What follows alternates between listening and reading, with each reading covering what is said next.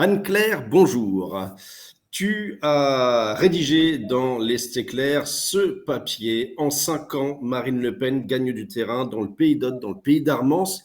Est-ce que tu peux nous expliquer justement les résultats de ce second tour de l'élection présidentielle dans ce secteur de l'Aude, s'il te plaît?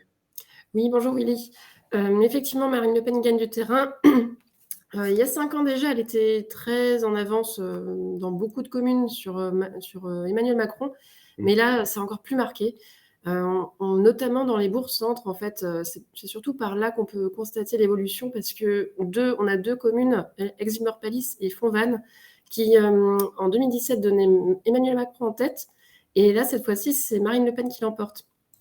Et pardon, dans le cas d'Aix-Villers-Pallis, c'est vraiment avec une très très large avance, ce qui est du jamais vu.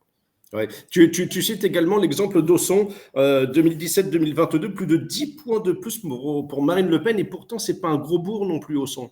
Exactement, c'est pas un très très gros bourg, mais en fait, ça reflète aussi tous les villages alentours qui donnent voilà, cette majorité à Marine Le Pen de plus en plus grande, alors qui s'explique soit par une adhésion, soit par un refus d'Emmanuel Macron. Je pense qu'il y a sans doute des deux, comme dans beaucoup de communes. Mais voilà, là, en tout cas, le vote Marine Le Pen est de plus en plus fort et tend à progresser. Alors, à voir aux législatives. Et puis, il y a le cas de Pralin, une petite commune que tu as visitée justement dans l'entre-deux-tours, où le Rassemblement national fait l'un de ses meilleurs scores dans l'Aube. Oui, et ne serait-ce que pour le pays d'Aude et le pays d'Armance, c'est le plus haut score, quasiment identique avec celui des Croûtes, à 82%. Mais voilà, c'est vraiment un score record. Et à Pralin, la particularité au premier tour était cette très très forte proportion de l'extrême droite, avec moitié de voix pour Éric Zemmour.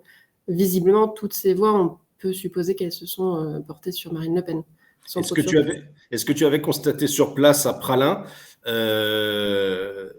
c'est quoi? Ça correspond justement à l'image que l'on puisse se faire du Rassemblement national?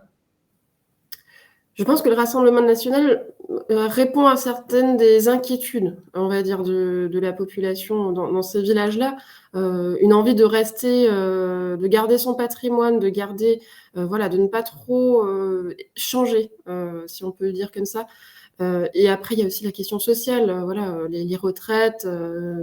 On sait que les propositions d'Emmanuel Macron ne sont pas forcément les plus appréciées non plus en matière de retraite. Donc ça aussi, ça a joué. Il n'y a pas uniquement, même si c'est présent, la question de l'immigration. Très bien. Merci beaucoup, Anne-Claire, pour tous ces éclairages. Je te souhaite une excellente journée. Bonne journée. À bientôt, bye bye.